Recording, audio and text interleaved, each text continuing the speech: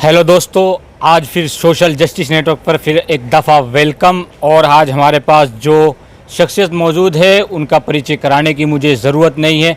हमारे साथ मौजूद है मोहित शर्मा जी, जिन्होंने पूरी इंडिया में एक तरीके से कोहराम मचा रखा है और सरकार के ख़िलाफ़ ऐसी रणनीति तैयार करते हैं कि शायद कोई और ऐसे लीडर जो है। मोहित शर्मा जी, आप जिस तरीके से बंगाल में आपने बीजेपी की बैंड बजा डाली, ये क्या कर रहे हैं आप? देखिए, बैंड बजाने वाला ना तो मैं हूँ और ना कोई नेता है। ये बैंड बजाने वाली इस देश की जनता है, इस देश का किसान है। और बैंड बजवाया है खुद भारतीय जनता पार्टी ने। और ये बैंड का जो ढोल है ना, ये बीजेपी का जो बचा कुचा बैंड है, वो यहाँ ढोल उसका पूरा यहाँ ला के फाड़ देंगे उत्तर प्रदेश के अंदर। उत्तर प्रदेश की जनता पूर्ण रूप से तैयार है। उत्तर प्रदेश का किसान, उत्तर प्रदेश का हर एक जाति समुदाय का व्यक्ति तैयार है कि जैसे ही भारतीय जनता पार्टी के लोग वोट मांगने के लिए आएंगे, इनका स्वागत अब की बार फूल की माला से नहीं, जूते की माला से कराया जाएगा। ये तो आपने करा दिया, जूतों की माला से पहले स्वागत उनका हो रहा है इधर। अभी जूतों की माला से स्वागत अभी कई कई जगह पर हुआ है, लेकिन अब की बार जैसे वोट मांगने आएंगे ना, तो प्रत्येक घर में जूते की माला तैयार रहेगी। ऐसा नहीं है बीजेपी वालों का स्वागत नहीं होगा, स्वागत होगा, लेकिन जूतों की माला पहनाकर होगा स्वागत। इतना भी तो बुरा नहीं करना चाहिए कि आपने तो ऐसा कर दिया उनके लिए, जूतों की माला तो पहना ही दी, लेकिन वो तो बीजेपी को छोड़ के भी भाग रहे हैं इधर। नहीं, इतना आपने कहा इतना भी बुरा, तो भारतीय जनता पार्टी कोई अच्छा काम कर रही है। 7 महीने से ज़्यादा इस देश का किसान सड़क पे बैठा हुआ है, ना उसको पूछने वाली है। न देश के किसान में 500 से ज़्यादा हमारे देश के किसान शहीद हो गए, ना उनकी सुध लेने वाली है। ये काम अच्छा कर रही है इस देश की सरकार। देश की इकोनॉमी की धज्जी उड़ा दी, देश की जीडीपी की धज्जी उड़ा दी, देश के अंदर युवाओं को रोजगार नहीं मिल रहा। ये अच्छा काम कर रही है इस देश की सरकार। देश में जाति और धर्म के नाम पर दंगे हो रहे हैं, ये देश में सरकार अच्छा करा रही है। बताइए, अगर अच्छा करा रही है तो आप खुश हैं भारतीय जनता पार्टी के इस काम से? इस देश में पत्रकारों की हत्या हो रही है। आप कहाँ से आते हैं? शामली से आते हैं। यूपी के रहने वाले हैं ना, तो भैया यूपी में तो इतना बढ़िया हाल है कि यूपी में तो आए दिन पत्रकारों की हत्या होती है। उसको लेकर नहीं आप बोलते। यूपी का क्राइम रेट आप पढ़ के देखिए, 2017 के मुताबिक, 2018 के मुताबिक 2019 में आप देखिए क्राइम रेट कितना बढ़ा है। महिलाओं के साथ अपहरण, लूट, चोरी, डकैती, रेप, बलात्कार जैसी घटनाएं बढ़ी हैं, घटी नहीं है योगी सरकार के राज में। और उत्तर प्रदेश के मुख्यमंत्री अपना प्रदेश छोड़कर वहां बंगाल में चुनावी प्रचार करने जा रहे हैं।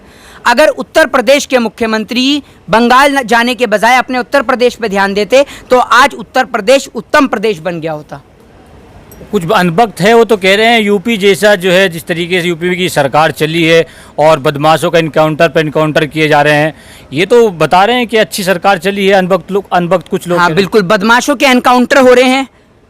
देश के गृह मंत्री साधु महात्मा रहे हैं, ठीक है। उत्तर प्रदेश के मुख्यमंत्री पे कोई मुकदमा नहीं था, वो भी एकदम साफ छवि के नेता हैं। भारतीय जनता पार्टी के कुलदीप सिंह सेंगर, वो भी साफ छवि के नेता थे, जिन पे बलात्कार का आरोप लगा हुआ, जेल में बंद है ना। सारे साफ छवि के नेता हैं ये, इनका कुछ नहीं है। मतलब अगर ये करें तो डांस और दूसरा करें तो मुजरा, ये कहना चाह रहे हैं आप इस देश में। भारतीय जनता पार्टी के तमाम नेता, इनसे बड़ा तो करप्ट लीडर कोई है ही नहीं। जो इनकी पार्टी में चला गया उसके ऊपर से सारे आरोप साफ हो जाते हैं। जो इनकी पार्टी में होगा वो कोई भी गलत काम नहीं कर सकता, ये आप देख लीजिए। कहीं ना कहीं सरकार का कहना यह है कि जो आंदोलन में बैठे हुए हैं आंदोलन जीवी और ना समझ लोग हैं। एक बात आप मुझे बताइए, ये वही आंदोलन जीवी हैं जिन्होंने 1947 में देश की आज़ादी की लड़ाई लड़ी, इन्हीं के पूर्वजों ने।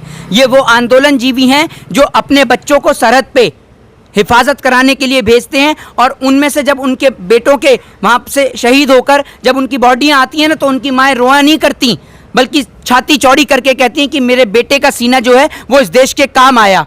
बाकी आप इस देश के अंदर एक नेता का नाम बता दीजिए जिनके बेटे इस देश की सरहद की हिफाजत करते हों। सरहद की हिफाजत अगर कोई करता है तो वो इस देश के किसान का बेटा है, जो वहाँ सरहद पे शहीद होता है।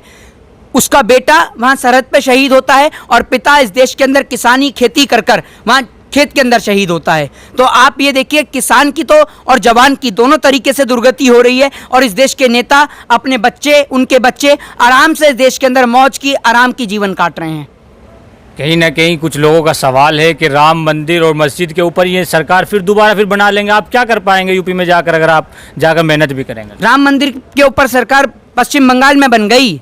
राम मंदिर के नाम पर इतना बड़ा घोटाला करा। 133 करोड़ जनता जो भगवान श्री राम को मानती है उनके साथ में इन्होंने खिलवाड़ करा है। और अगर कोई बोलता है तो उसके खिलाफ मुकदमे दर्ज हो जाते हैं। अगर कोई इनके खिलाफ बोलेगा तो उसे उठाकर जेल में बंद कर दिया जाता है। किसी पे एनएसए, किसी पे यूए, पीए डाल दिया जाता है।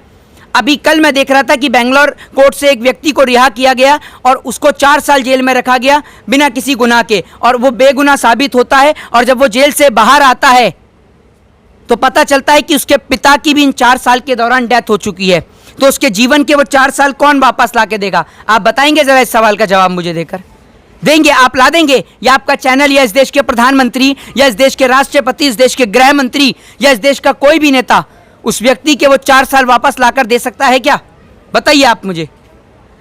कहीं ना कहीं वो ये कह रहे हैं कि कुछ लोग हैं जो आंदोलन में जाकर, आंदोलन में जो बैठे हैं, इनको गुमराह किया गया है।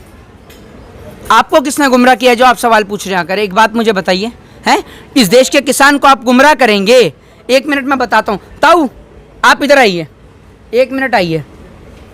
जितनी आपकी उम्र है ना, जितनी आपकी उम्र है उतनी उम्र के इनके बच्चे खेल रहे हैं, समझ रहे हो? इन्हें आप गुमराह कर दोगे? हैं? इनको गुमराह कर दोगे आप? इनको दिखाओ जरा, इन्हें गुमराह कर दोगे आप? अच्छा, आपको कहीं गुमराह, आप जाते क्यों नहीं यहाँ से? घर नहीं जाते क्या वजह है? हमें तो किसी ने गुमराह नहीं किया। हम तो जो उल्टी सीधी कानून लागू हो रही है तुम्हारे आए हुए हैं यहाँ पर। और इनसे पूछ लो कि ये यहाँ पर अपनी मर्जी से आए ना कोई लेके आया? पूछ लो। अच्छा, आपको कोई बेकार आया यहाँ पे? नहीं, कोई नहीं बेकार है। जाते क्यों नहीं आपके घर? ये बच्चे याद जाते नहीं, जब तक आंदोलन चलेगा तब तक यहीं रहेंगे। ये यहाँ इसलिए बैठे हैं, इसलिए नहीं, ये यहाँ इसलिए बैठे हैं क्योंकि इन्हों को अपनी आने वाली पीढ़ी को जवाब देना है कि जब इस देश के अंदर किसान की जमीन पे कब्जा किया जा रहा था, तब इस देश के बुजुर्ग ने जिस तरीके से पहले आज़ादी की लड़ाई लड़ी, ये आज अपने बच्चों को सिखा रहे हैं, इस देश की युवा पीढ़ी को सिखा रहे हैं कि कैसे जब बात अपने हक की और अपने अधिकार की हो तो कैसे लड़ाइयाँ लड़ी जाती हैं। ये इतनी गर्मी में यहाँ पर बैठकर, दिल्ली में जब व्यक्ति घर से अपने बाहर नहीं निकल रहा, इस देश के नेता अपने एसी कमरे को नहीं छोड़ रहे, इस देश का किसान यहाँ गर्मी में तैनात बैठा हुआ है सिर्फ किस लिए? इस देश के खातिर, ताकि उसकी ज़मीन उसके हाथ से ना छीने। और आपको क्या लगता है कि ये आप इनको गुमराह कर देंगे? जितनी आपकी उम्र है ना, ये इनके बच्चे हैं उतनी उम्र के, वरना आप देख लीजिए, आप इनको गुमराह कर कर लेके आएंगे। ये अपनी मर्जी से यहाँ बैठे हुए हैं। और ये मत कहिएगा, ये तो वैसे भी हिंदू हैं, भगवाधारी हैं, ये भी समझ रहे हैं। इन्होंने तो ऐसा कर दिया कि अगर इस देश के अंदर कोई भी हिंदू बीजेपी का विरोध करे तो वो हिंदू है ही नहीं। मतलब जो बीजेपी के साथ खड़ा है वही हिंदू है। ये भाजपा वाले सर्टिफिकेट दे रहे हैं, आरएसएस की नागपुर गैंग सर्टिफिकेट बांट रही है। इनसे सर्टिफिकेट लेना पड़ेगा पहले कि कौन हिंदू है, कौन मुस्लिम है, कौन सिख है, कौन ईसाई है। ये सर्टिफिकेट बांटते फिरते हैं गली गली जाकर। आपने तो ऐसा कर दिया कि योगी आदित्यनाथ जी में और पीएम नरेंद्र मोदी जी में कहीं ना कहीं बीजेपी में एक तरीके से यूपी में इलेक्शन आने वाले हैं, हड़कंप मचला हुआ है, यानी आपस में उनमें टकराव हो गया। आपकी क्या कर रहे हैं आप? ये देखिए, आप ये समझिए ये टकराव क्यों हुआ है। उत्तर प्रदेश में योगी आदित्यनाथ के राज में, योगी आदित्यनाथ कभी आपको बंगाल में नजर आएंगे, कभी असम में नजर